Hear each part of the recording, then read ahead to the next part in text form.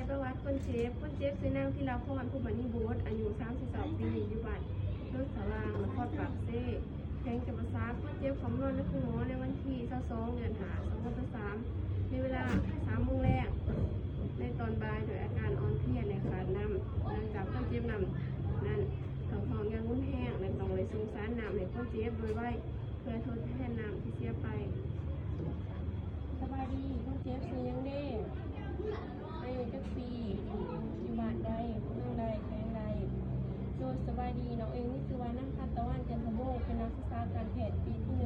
1จะมาส่งสารนำให้เลยเด้อจุดประสงค์ของเพื่อทดแทนนำที่เสียไปเนื่องจากคนเจ็บนั้นของยางนุ่นแห้งเนี่ยมีอาการอ่อนเพลียจึงจำเป็นต้องใส่นำให้คนเจ็บ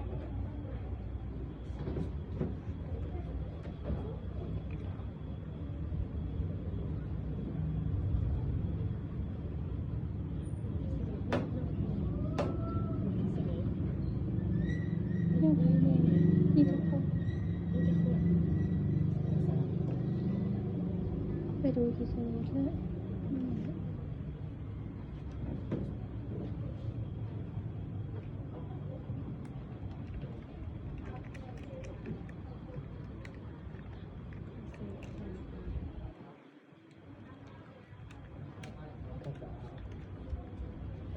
โอเคอันนี้ของให้น้องถ้าจะมีซุปเนาะถ้าเกิดอันนี้ของให้กะลาเนาะเก็บซุปเอาซุปเนาะ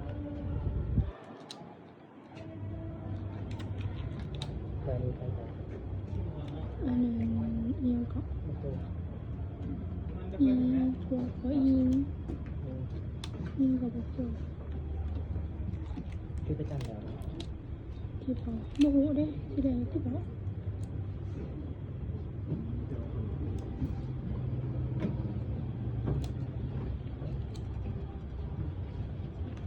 เป็นเรือคนคือเรือเลี้ยงกิน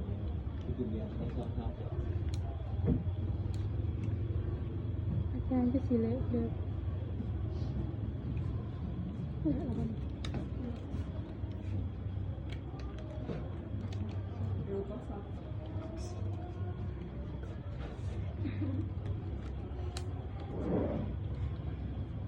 เดี๋ยวทำอย่างนี้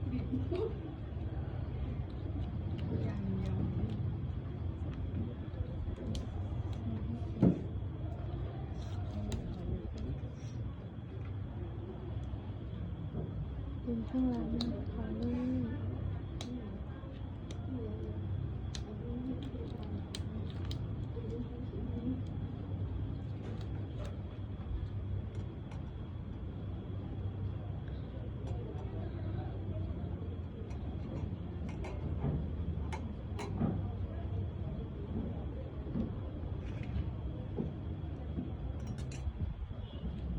เขาสร้างตัวออกกันเลย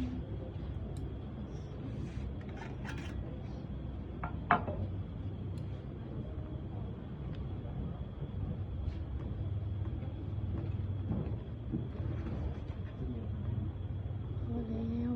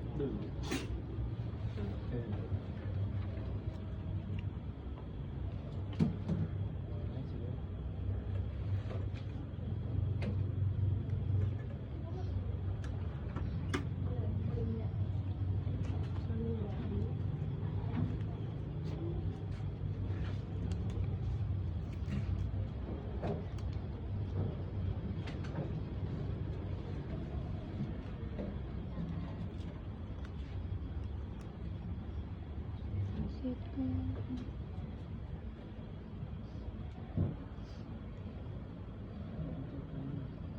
จำไม่ได้เลย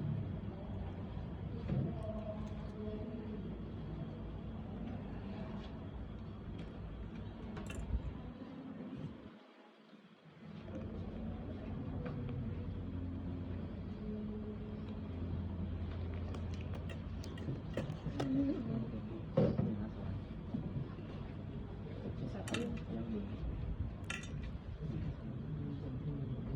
ด คนใหญ่อายุ20คน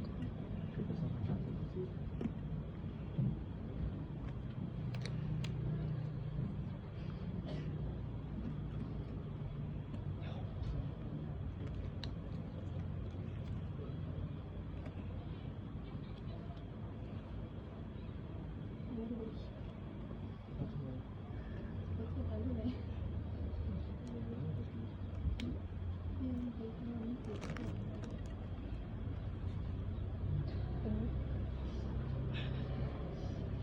สกอตไปอยู่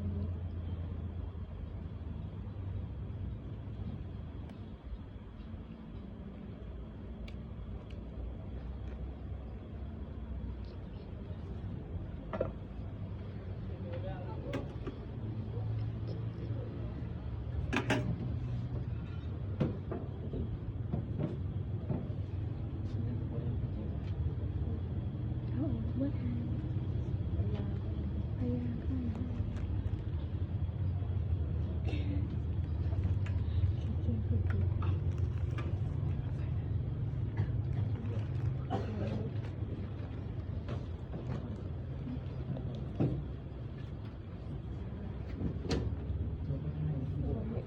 เดี๋ยวเรื่อยกินอาหารที่นี่ อาหารที่ออนเซนข้าวต้มหรือโจ๊กใส่สีหมูน้ำก็ได้แต่ต้องบดให้ละเอียดและกินน้ำเกลือแฮหรือโอโลโซนก็ได้ประมาณ1-2 ลิตรต่อมื้อก็ได้ให้ระว่างซ้ายเด้ออย่าปรับน้ำเองเพราะว่า มันเป็นจังไรน้ำบ่ไหลต้องไปเอิ้นแพทย์เตือน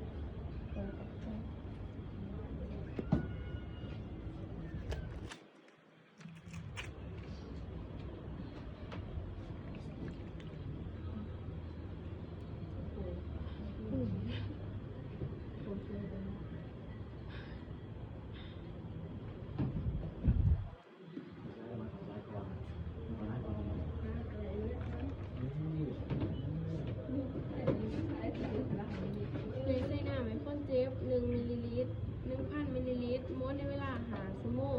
เซิงจะตกอยู่ใน17 หยอดต่อนาทีให้นำเวลา3 โมงแรงม้วนในเวลา8 โมงแรง